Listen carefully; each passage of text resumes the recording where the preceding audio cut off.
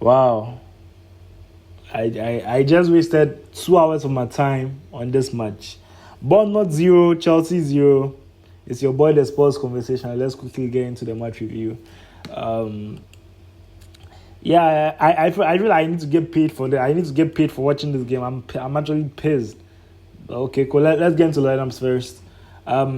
For Bournemouth, George Petrovic in goal, Bafodi Diakite and Marcos Senesi as centre backs.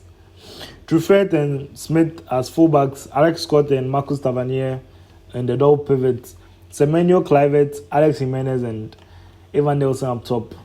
For Chelsea, a few changes. Robert Sanchez in goal, Chalobah and Fafana standard, Gusto and Cucurella standard, Reece James in the midfield, which we've got accustomed to, but no Caicedo because of the red card from the Arsenal game.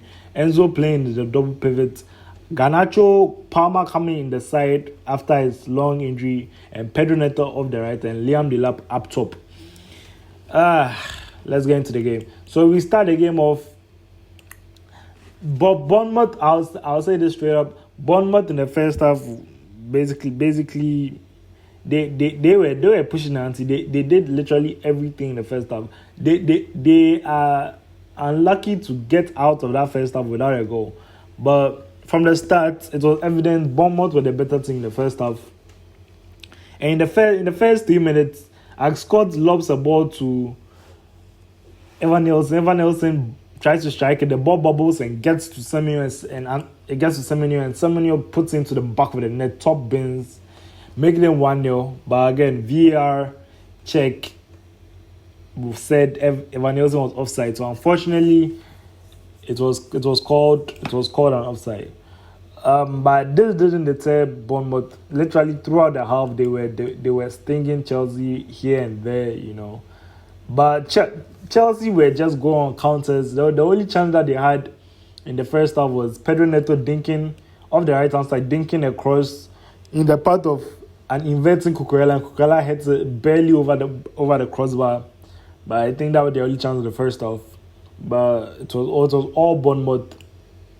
Getting toward the end of the first half, ball gets to Antoine Semenyo off the left. His favorite, not his favorite, but again he can use both feet. But on his favorite left flank, takes it with his left, just dashes past Malo Gusto and strikes the ball with his left across goal. Sanchez parries it, but it falls into the path of Evan Nelson. Even I do get that the speed and pace of the ball was too high, or was a bit much, but it's an easy tap into the net, but he skies it. Unfortunately, I think that should have been the goal for them, and that would have changed the game. But yeah, they are unfortunate to go into the half 0-0. They do come back. Antoine Semenyo was more of like an outlet type player in this game. Again, I think for the past 3-4 games or match days, his form has dipped a little bit, but he's still getting back to what he usually does. And I think the only Chelsea player for me in this game who can hold his head up high with their performance is Pedro Neto, because Pedro Neto in this game was basically the only attacking outlet that was effective in the game. Cole Palmer, I do get he's coming off an injury. Liam Delap went off in the first half, but even before that, he was doing the WWE moves. Who else? Garnacho also had a good game, but more in the second half. But yeah, I think Pedro Neto is the only one, maybe he and Garnacho are the only ones who can really raise their heads high. I think Enzo disappeared in this game totally. This is my gripe with Enzo Fernandez, because I'm like, sometimes like you just keep disappearing. Like you can go the whole game disappearing and just pop up with a goal, and then they gas you up as you know what I'm saying. But yeah, second half starts. Chelsea actually start getting to the game a little bit. Neto dinks a very good cross into Garnacho, and Garnacho hits off the post, unfortunately, which would have been a good goal for him. And yeah, I think Garnacho also had a different chance.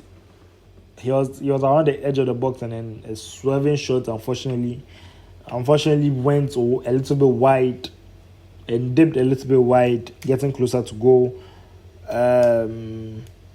And yeah, I think also Samuel had a chance, hit the first fair near post. He packs a punch with both feet, both right and left, so you can't predict where he's going. But yeah, as I said, I feel like I've wasted my time, especially when I look at the fixtures and the scores for other games such as City scoring 3, Everton scoring 3. I think Newcastle scoring 2, Tottenham scoring 2. A bit more of an entertaining game, but again, nonetheless, a game is a game. You know how we do it here. We love football, and I think with this draw, Chelsea stay. They stay in fourth, but they drift wider from the top. Yeah, so they are 25 points and they are 8 points behind Arsenal, 6 points behind City. So there's a gap forming between the top three. And Aston Villa, who I think started the season first 4 games without even scoring a goal, are on fire. And it's sad to see, especially with you winning a game against Barcelona, you playing quote unquote well against Arsenal, and then you unfortunately drop points at Bournemouth. Not to take anything from Bournemouth, or you lose to Leeds 3-1. Come on, man.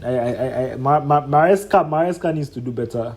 The players need to do better, and hopefully, as Palmer gets back into form, everything will fall into place. But yeah, guys, that was the end of the match review. I'll catch you guys in the next game. That's between Liverpool and Leeds. Peace.